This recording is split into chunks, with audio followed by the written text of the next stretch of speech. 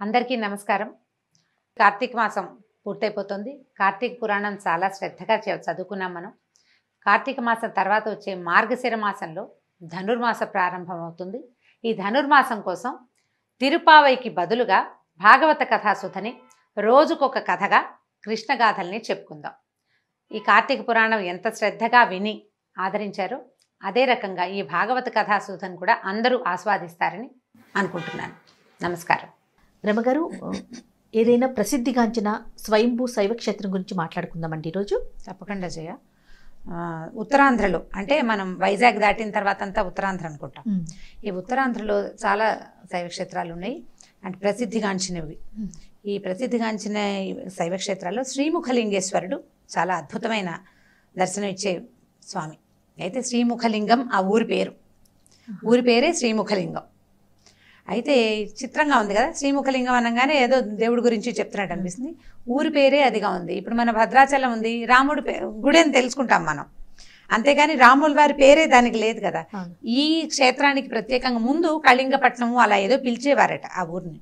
ఈ స్వామి వెలిసిన తర్వాత, ఆయన ప్రఖ్యాతి పొందిన తర్వాత ఆ ఊరిని శ్రీముఖలింగంగానే పిలవడం మొదలుపెట్టారు. ఈ ముఖలింగం అంటే ఈ పేరులో ఏముందో నిజంగా అక్కడ అదే ఉంది. శివలింగమే ముఖ రూపంలో మనకి దర్శనమిస్తుంది. మనము చూడండి, పడుకున్న శివుడి గురించి ఒకసారి చెప్పుకున్నాం, అక్కడి నుంచి పెద్ద శివలింగం గురించి కూడా ఒకసారి చెప్పుకున్నాం. ఇది ఇంకో ప్రత్యేకత కలిగిన శివలింగం అన్నమాట. మళ్ళీ ఇక్కడున్న శివలింగము రాతితో చేయబడింది కాదు జయ, రాతితో చేయబడింది కాదు. విప్ప చెట్టు మొదలు నుంచి వచ్చాడు ఆయన.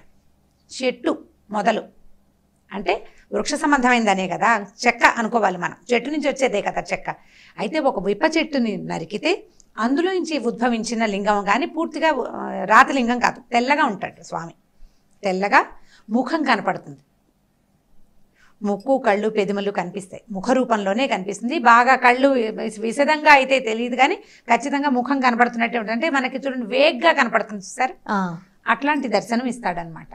అయితే ఈ శ్రీముఖలింగం తాలూకు గుళ్ళు చాలా విచిత్రంగా ఉంటాయి. దేవాలయాలు ఏంటంటే ఉత్కళ సాంప్రదాయాన్ని అనుసరించి ఉన్నట్టుగా కనిపిస్తాయి. మనకి ఒరిస్సాలో ఈ మన జగన్నాథ స్వామి దేవాలయం కానీ, కోణార్క్లో కూడా కోణాలుగా ఉండే దేవాలయాలు ఉంటాయి. మన దగ్గర దేవాలయాలు ఒక రకంగా ఉంటాయి, ఒరిస్సాలో ఇంకోలా ఉంటాయి కదా. అట్లా ఉత్కళ సాంప్రదాయాన్ని కలిగిన దేవాలయంగా కనిపిస్తుంది అనమాట. అసలు మన దక్షిణ భారతదేశంలో రాతితోటి నిర్మింపబడిన ఏకైక దేవాలయంగా ఈ శ్రీముఖలింగేశ్వరుడి దేవాలయమే చెప్తారు. రాతి కట్టడం లాగా కనపడుతుంది అనమాట. అయితే బాగా వసతులు లేవు, ప్రత్యేకమైన దేవాలయమే కానీ వసతులు తక్కువగా ఉన్నాయి. పెద్దగా దానికి చాలా ఎక్కువ వసతులు, చాలా తీర్థ ప్రజలాగా జనం వచ్చినప్పటికీ పెద్దగా వసతులు అయితే ఆ ఊర్లో లేవు. అయితే ముఖలింగేశ్వరుడు స్వామి ఎలా వచ్చాడో చెప్తాం. ఆలయ చరిత్ర ఇది మధుకేశ్వరుడు అంటారట ఈ స్వామి వారిని. మధుకేశ్వరుడు అని ఎందుకంటారంటే, మధుకము అంటే విప్ప చెట్టు. ఈ విప్ప చెట్టుకి కథకి చాలా పూర్వకాలపు ఐతిహ్యం, కృతయుగం నాటి దీని గురించే చెప్తారు. ఈ దేవాలయానికి వెనకగా కొంచెం దూరంలోనే వంశధార నది ఉంది.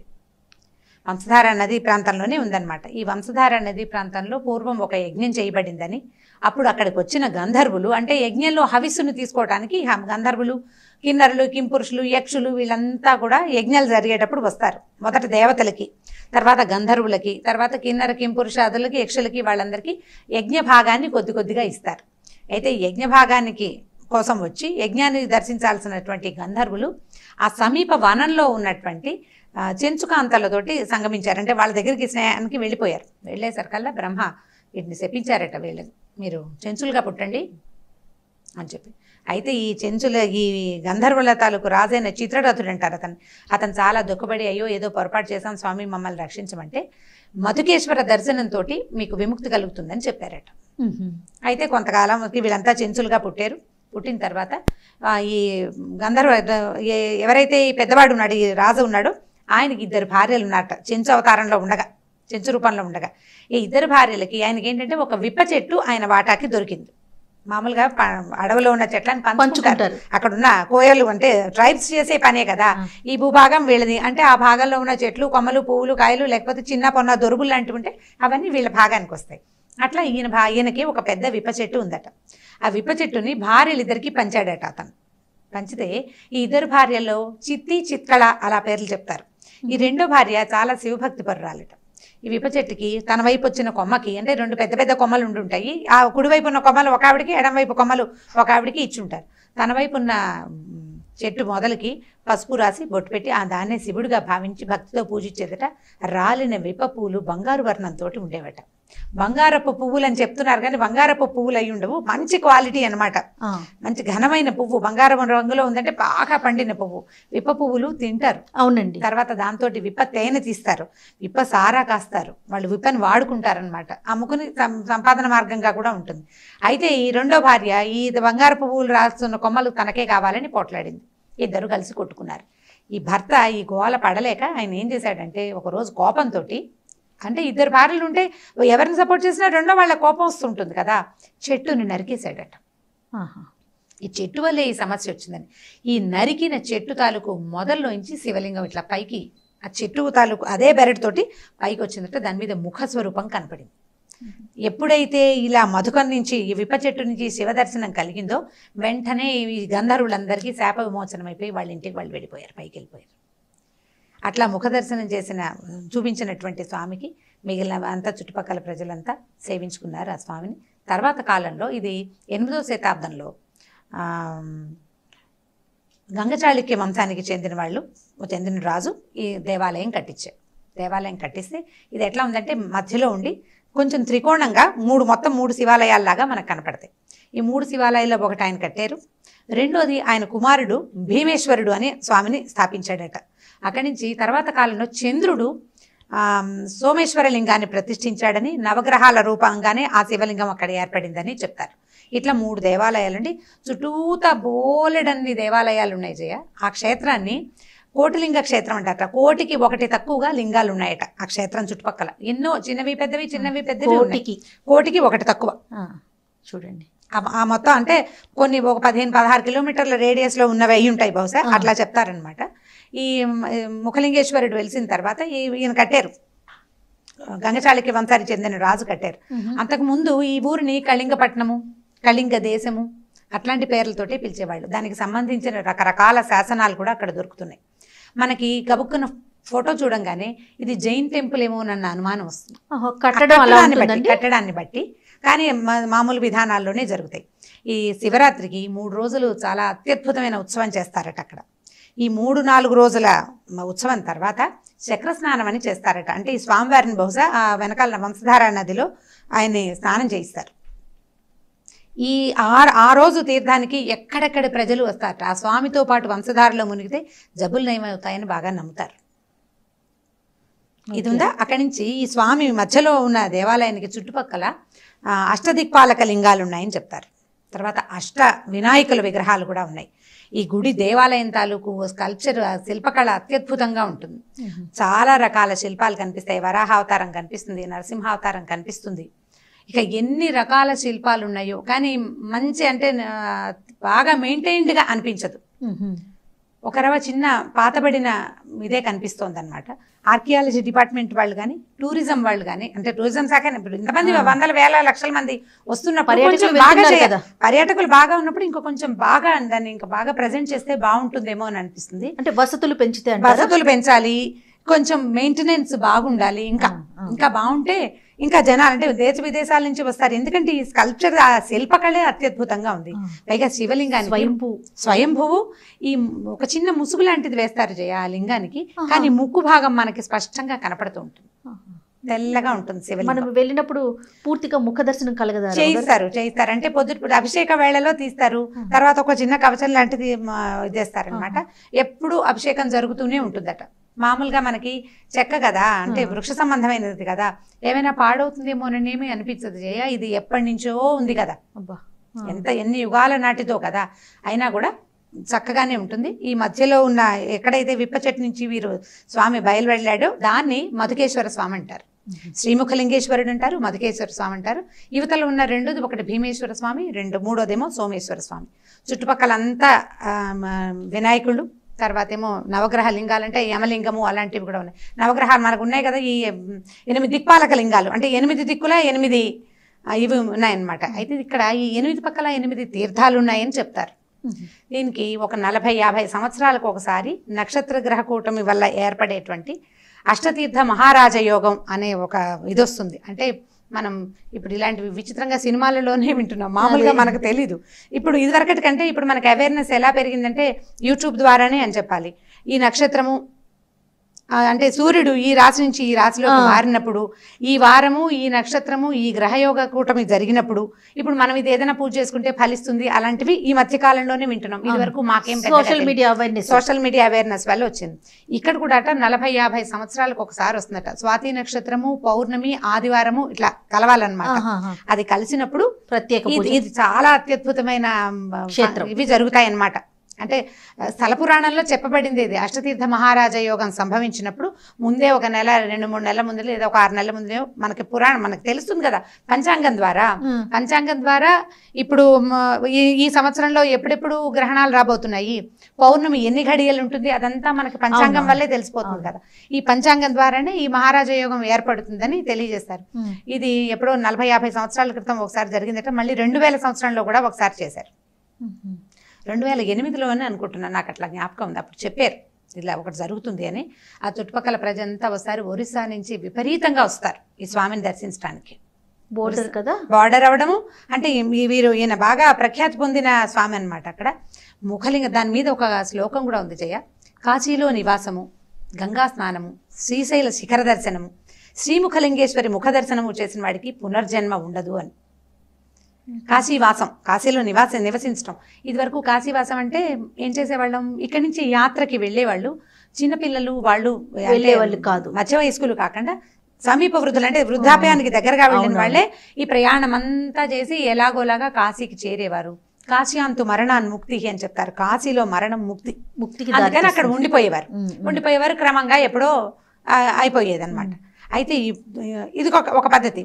అక్కడి నుంచి మనం శ్రీశైల శిఖరం చూడడానికి శ్రీశైలంలో దర్శనం చేసుకుంటాము. దాన్ని దూరం నుంచి శిఖర దర్శనం చేయాలి. ఈ శిఖర దర్శనం ఎవరికి కనపడదంటారు జయ, చాలా తక్కువ మందికి కనిపిస్తుంది. ఇప్పుడు ఇవి సులువైనాయి. కాశీవాసం అంటే 9 రోజులు కాశీలో నివసిస్తే ఈ గర్భంలో నివసించినట్టుగా మనం 9 నెలలు గర్భంలో ఉంటాం. అట్లా 9 రోజులు కాశీలో నివసిస్తేనే మనకి పునర్జన్మ ఉండదని ఒక శాస్త్రం. ఇప్పుడు అందుకని మన దగ్గర నుంచి ఎంతమంది వెళ్తారో 9 రోజులు ఉంటారు. ఇంకొకరు చెప్పారు 9 నెలలు కూడా ఉండాలని. 9 నెలలు కాశీలో ఉండడం కొంచెం కష్టసాధ్యమైన సంగతే, కానీ వెళ్తూనే ఉన్నారు చాలా మంది పెద్దవాళ్ళు. ఇప్పుడు ఇదంతా సోషల్ మీడియా వల్లే. ఇదివరకు ఇంత తెలియదు, ఇప్పుడు బాగా తెలుసుకుంటున్నాం. పెద్దవాళ్ళు చాలా మంది మహానుభావులు చక్క మంచి మంచి సంగతులు చెప్తున్నారు. అవకాశం ఉన్న వాళ్ళు చేస్తాము, ఎవరికి అవకాశం ఉంటే వాళ్ళు. ఇక్కడి నుంచి వెళ్ళడం, అక్కడికి వెళ్ళి ఉండడము, ఆ తర్వాత ఈ కాశీ స్నానము, కాశీ నివాసము, తర్వాత గంగా స్నానం. గంగా స్నానం అంటే మనం హరిద్వార దగ్గర నుంచి ఎక్కడికి వెళ్ళినా గంగా స్నానం కుదురుతుంది. మూడోది ఏమిటి, శ్రీశైల శిఖర దర్శనం. ప్రయత్నం చేస్తాం, భగవంతుడు అనుకూలిస్తే శిఖర దర్శనం కుదురుతుంది మనకి. ఇక నాలుగోది శ్రీముఖలింగేశ్వరుడి ముఖ దర్శనం. పొద్దున్నే ముందు రోజు రాత్రి ఎప్పుడో చేరిపోయి అక్కడ ఏదో రకంగా కష్టపడి ఉండి పొద్దున్నే అభిషేకం చేసే వేళ కనుక ముఖ దర్శనం చేస్తే మనకి భగవంతుడు ముక్తిని ప్రసాదిస్తాడు. ఈ 4 కుదుర్చుకునే ప్రయత్నం చేస్తే ఎంతో బాగుంటుంది. అయితే ఇక్కడ జరిగే రకరకాల ఉత్సవాలంటే శివరాత్రికి, తర్వాత ఏమో కార్తీక మాసంలోనూ విశేషమైన పూజలు జరుగుతాయి. తీర్థ ప్రజలు వెళ్తూనే ఉంటారు. మనం వైజాగ్ వెళ్ళినప్పుడు దాని చుట్టుపక్కల ప్రాంతాలు ఒక 100-200 కిలోమీటర్ల లోపలే చాలా రకాల ప్రదేశాలే ఉన్నాయి. ఇప్పుడు ఇది శ్రీకాకుళం నుంచి 46-47 కిలోమీటర్ల దూరంలో ఉంది. శ్రీకాకుళం ప్లేస్ బాగుంటుంది కదా, మనం శ్రీకాకుళంలో స్టే చేసి అంటే అక్కడ ఉండి అక్కడి నుంచి ఈ స్వామిని దర్శనం చేసుకోవచ్చు. ఓకే. సో దర్శించదగ్గ క్షేత్రాల్లో శైవ క్షేత్రాల్లో ఈ మన శ్రీముఖలింగేశ్వరుడు కూడా తప్పకుండా ఆ స్వామిని చూడవలసిందే. అంటే పాతకాలపు రాజులు కట్టిన కట్టడాలు, అసలు ఆ కట్టడము దాని దగ్గరికి వెళ్తుంటే ఒక ఆధ్యాత్మిక భావన వస్తుంది. మామూలుగా శైవ క్షేత్రాల్లో విష్ణు ఆలయాలు ఉండటం, విష్ణు క్షేత్రాల్లో శివాలయాలు ఉండటం మనం చూస్తూనే ఉంటాం. ఇక్కడ ఈ శివాలయానికి ఎక్కడైతే ఈ మధుకేశ్వర స్వామి దేవాలయం ఉందో దీనికి కొంచెం ఎదురుగుండా కొంచెం అవతలకి కొండ మీద పద్మనాభ స్వామి దేవాలయం ఉంది. ఓహో. ఈ పద్మనాభ స్వామి విగ్రహం మనకి ఇంచుమించుగా వెంకటేశ్వర స్వామి విగ్రహం లాగా కనపడుతుంది. ఎలా పద్మనాభ గారు? పద్మనాభ స్వామి అంటే ఇప్పుడు మనకి పవలించే స్వామిని చూస్తాం. పద్మనాభ స్వామి అని రాయబడి ఉంది, కానీ పొట్టలో నుంచి ఇలా నాభికమలం బయటకు వచ్చినట్టుగా కనపడుతుంది కాబోలు. అదంత స్పష్టంగా తెలియలేదు, కానీ స్వామి పేరు అదే. పెద్ద వెంకటేశ్వర స్వామి విగ్రహం ఎలా ఉంటుందో, మన వెంకటేశ్వర స్వామి అంటే ఈయన సర్వాలంకార శోభితుడు కదా, ధగధగాయమానంగా ఉంటాడు. అంత లేకుండా కొంచెం నిరాడంబరమైన వెంకటేశ్వర స్వామి లాగా కనిపిస్తాడు అనమాట. అదొక విశేషం. అక్కడి నుంచి ఈ దేవాలయంలో 2 నందులు ఉంటాయి జయ. ఈ 2 నందుల్లో ఒకటేమో చోళ నంది, అంటే ఈ మన ఉత్కళ నంది, ఈ ఒరిస్సా నంది. రెండో నంది ఏమో తెలుగు నంది. వాళ్ళ చెక్కడం వేరేగా ఉంటుంది. వాళ్ళది మనది చెక్కడం వాళ్ళది కనపడుతుంది. ఎందుకంటే మనం కోణార్కలో దేవాలయం మీద ఉన్న శిల్పకళ కొంచెం ప్రత్యేకంగా ఉంటుంది. మన దేవాలయాల మీద ఉండేది వేరేగా ఉంటుంది కదా. 2 నందులు కనిపిస్తాయి. అక్కడి నుంచి ఇక్కడికి వెళ్ళిన వాళ్ళందరూ ఒక ప్రత్యేకతను చూస్తారు. ఏంటంటే ఈ శివలింగ స్వామి ఉన్నాడా, ఈయన వెనకాల ఒక గోలెం కనపడుతుంది జయ. మట్టి గోలెం అంటారు దాన్ని. మన ఒక పెద్ద పాత్ర అనుకోండి. గోలెం అంటే ఇప్పుడు గంగాళం లాంటిది. ఆ పక్కన గోలెం అంటారు దాన్ని. ఒక భక్తుడట ఆయనకి సంతానం కలిగితే ఒక మట్టి పాత్రని స్వామికి బహుకరిస్తానని దండం పెట్టుకున్నాడట. ఎవరి శక్తి అనుసారంగా వాళ్ళు చేస్తారు కదా. ఏనాటి సంగతోనట ఇది.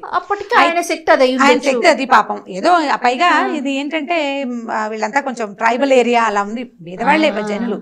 ఏం చేశాడంటే ఒక పెద్ద పాత్రని, మట్టి పాత్రని చేయించి పట్టుకొచ్చాడట. పట్టుకొస్తే ఈ దేవాలయంలోకి వెళ్ళాలా, అది ద్వారం సరిపోలేదు. ఏం చేయాలి, ఆయన చాలా దుఃఖపడి ఆ గోళాన్ని అక్కడే వదిలిపెట్టి అయ్యో దేవుడికి సమర్పించాలనుకున్నాడు, అంటే సేవకి ఇవ్వాలనుకున్నాడు అనమాట. కుదరలేదు. మర్నాడు పొద్దున పూజారులు చూసేసరికల్లా ఈ గోళం స్వామివారి వెనక్కి చేరిపోయిందట. అద్భుతం కదండి, అద్భుతం. అక్కడ మరి ఎప్పుడు స్థల పురాణాలు ఎట్లా ప్రత్యేకత సంతరించుకుంటాయి, ఇలాంటి విషయాల వల్లే భక్తులకి ఆసక్తి, విశ్వాసము, భక్తి విశ్వాసాలు పెరగాలంటే ఏదో ఒక జరగాలి కదా ఒక విషయం. అక్కడ జరిగింది ఇది. ఆ వెనకాల స్వామి ఈ శివలింగానికి వెనకాల ఒక మట్టితోటి చేసిన పెద్ద పాత్ర గంగాళం లాంటిది ఇప్పటికీ ఉంది, ఇప్పటికీ కనపడుతూ ఉంటుంది. అయితే ఈ పంచాయతన క్షేత్రంగా చెప్తారు దీన్ని. మామూలుగా మన శివ పంచాయతనం, విష్ణు పంచాయతనం అని చెప్తారు. గౌరీ పంచాయతనం కూడా. పంచాయతనం అంటే 5 ఉంటారు. పంచాయతనం అంటే 5 అని వినపడి అర్థమవుతుంది కదా. శివుడు, విష్ణువు, తర్వాత ఏమో అంబిక, సూర్యుడు, తర్వాత వినాయకుడు. ఇప్పుడు శివుడు ప్రధాన దైవం అనుకోండి. ఇక్కడ శివుడు మధ్యలో ఉంటాడు. వీళ్ళు నలుగురు 4 పక్కల 4 దిక్కుల్లోనూ 4 ఉంటారు. చూడు, మనం శివుడికి ఎదురుగుండా ఉన్నాం అనుకోండి. ఆ మూల అంటే కుడివైపు అనకూడదు, ఎడం వైపు ముందేమో వినాయకుడు, ముందు వినాయకుడు, ఆ వెనకాలేమో విష్ణువు, ఈ పక్కన ఏమో ఇటు వెనకగా అంటే కుడివైపుకి వెనకగా సూర్యుడు, కుడివైపు ముందేమో అంబిక, ఇలా పెడతారు. ఇప్పుడు అమ్మవారి క్షేత్రం అనుకోండి, పంచాయతన క్షేత్రాలు అయితే అమ్మవారి మధ్యలోకి వెళ్తుంది. వీళ్ళు నలుగురు 4 ప్లేసెస్ మారుతుంటారు. విష్ణు పంచాయతనం అయితే విష్ణువు మధ్యలో ఉంటాడు, వీళ్ళు నలుగురు. ఈ పంచాయతనం అంటే వీళ్ళు 5గురే, వీళ్ళు 5గురే. ఇంకా వేరే దైవాన్ని అందులోకి చేర్చరు. ఇది కూడా శివ పంచాయతన క్షేత్రం అని అక్కడ ఒక అర్చక స్వామి చెప్తున్నారు. ఇది శివ పంచాయతన క్షేత్రం, వీళ్ళు నలుగురు కూడా ఈ 4 దిక్కులా ఉన్నారు అని చెప్తారనమాట. అత్యద్భుతమైన దర్శనాలలో ఈ ముఖలింగేశ్వరుడి దర్శనం కూడా ఒకటి. ఈ నేను చెప్పిన శ్లోకం ఒకటి ఉంది కదా, కాశీవాసము, గంగా స్నానము, శ్రీశైల శిఖర దర్శనము, ఇక శ్రీముఖేశ్వరుడి ముఖ దర్శనము, ఈ 4 తప్పకుండా చేయాలి. ఆల్రెడీ ఒక 2 చేసుకున్న పెద్దలు ఎవరైనా ఉంటే మిగతా 2 కూడా ఇది కూడా పూర్తి చేసేస్తే. ఎందుకంటే గంగా స్నానము, ఈ కాశీ స్నానం, కాశీయాత్ర చేసిన వాళ్ళు శ్రీశైలం చూసే ఉంటారు. ఈ ముఖలింగేశ్వరుడి దర్శనం కూడా చేస్తే పునర్జన్మ లేని ముక్తి లభిస్తుందని అక్కడ ఐతిహ్యం. ప్రత్యేకమైన దేవాలయాల గురించి మనం మాట్లాడుతూనే ఉన్నాం కదా. ఇది శ్రీకాకుళం దాకా వెళ్తే అక్కడి నుంచి సింపుల్ గానే వెళ్ళిపోవచ్చు. శ్రీకాకుళంలో స్టే చేసి స్వామిని దర్శించుకోవచ్చు. మన అభిషేకం ఏ వేళల్లో జరుగుతాయి అవన్నీ వివరాలు ఎలాగో వెబ్సైట్లలో కూడా కనపడుతూనే ఉంటాయి. ముందు అక్కడ స్టే చేయడానికి పెద్ద అవకాశాలు అయితే ఉన్నట్టుగా అనిపించటం లేదు. వీలు వెంబడి ఈ క్షేత్ర దర్శనం కూడా చేసుకోవచ్చు. మంచి చూడవలసిన ప్రదేశాల్లో శ్రీముఖలింగం కూడా ఉందన్నమాట. ఈ దేవాలయంలో ముఖలింగేశ్వరుడికి పక్కగా ఉన్న అమ్మవారు వారాహిదేవి. ఈ వారాహిదేవి ఎవరంటే మనం సప్తమాతృకలు అని చెప్తారు. అంటే 7 తల్లులు, 7 తల్లులు ఉన్నారు మనకి. ఈ 7 తల్లులు ఎక్కడి నుంచి వచ్చారంటే అమ్మవారి తాలూకు శక్తుల్లోనే ప్రపంచాన్ని నడిపించటానికి భగవంతుడు అంటే ఆవిడ నుంచి బయటకు వచ్చిన శక్తుల్ని మనం సప్తమాతృకలు అని చెప్తాం. ఈ సప్తమాతృకలు బ్రాహ్మి, వైష్ణవి, తర్వాత మాహేశ్వరి, కౌమారి, వారాహి, మాహేంద్రి, తర్వాత చాముండ. ఈ మొదటి శక్తి బ్రాహ్మి అని చెప్పి కదా, బ్రహ్మ నుంచి వచ్చిన శక్తి ఒక బ్రాహ్మి. వైష్ణవ శక్తి ఏమో వైష్ణవి, తర్వాత మహేశ్వర శక్తి రుద్రశక్తి ఏమో మాహేశ్వరి, తర్వాత ఏమో వారాహి అంటే ఏమో యజ్ఞవరాహమూర్తి నుంచి వచ్చిన శక్తి అట. అంటే ఈవిడ ఏంటంటే అన్నప్రదాయిని. ఆమెకి ఒక చేతిలో ఏమో హలం అంటే నాగలి, ఇంకో చేతిలో రోకలి ఉంటాయి. వారాహిదేవికి ఉండే లక్షణం అన్నమాట. అయితే ఈ అన్నము దాని పుట్టుక, దాని పరిణామ క్రమాన్ని సూచించే దేవత. ఆమె మనకి అన్నాన్ని ఇస్తుందని దేవి పురాణం చెప్తుంది. ఆ అమ్మవారిని ఇక్కడ ప్రతిష్ఠ చేశారు. ఈ ముఖలింగేశ్వరుడికి పక్కనే ఉన్న అమ్మవారు అనమాట. ఈమెను చూడటము, ఆమెను కొలవటము, ఆమెకు నమస్కరించడం ఏంటంటే మనకి భవిష్యత్తులో ఎప్పుడు అన్నానికి లోటు లేనివాడే వారాహిని దర్శిస్తాడని, వారాహిని కొలుస్తాడని ఒక విధానం చెప్తారు. ఈ పక్కన ముఖలింగేశ్వరుని చూస్తాం, ఆయన చూస్తేనే ముక్తి వస్తుందని చెప్పాం కదా. ముక్తి వచ్చే లోపల మనకి ఆహారానికి లోటు లేకుండా ఉండడానికే ఈ వారాహి అమ్మవారిని ఇక్కడ ప్రతిష్ఠ చేశారని చెప్పుకుంటారు. ఈ అమ్మవారిని కూడా దర్శించవలసిన అమ్మవారు. ఎందుకంటే మనకి చాలా చోట్ల శివక్షేత్రాల్లో అమ్మవారు ఒక ప్రసన్నమైన రూపాల్లోనే మనం చూస్తాం. ఇప్పుడు జ్ఞానప్రసూనాంబని అమ్మవారిని అట్లా మెత్తటి మృదువైన రూపాలతోటి కాత్యాయని, రాజరాజేశ్వరి అలా కాకుండా ఈ సప్తమాతృకల్లో నుంచి అమ్మవారిని పెట్టడం ఏంటంటే దీని తాలూకు శక్తిని, పవర్ని తెలియజేయటమే ఈ ఉద్దేశం అన్నమాట. ఈ అమ్మవారిని కూడా చక్కగా దర్శించవలసిన దేవీ స్వరూపంగానే భావిస్తారు. ఓకే రమ్మగారు, నమస్తే.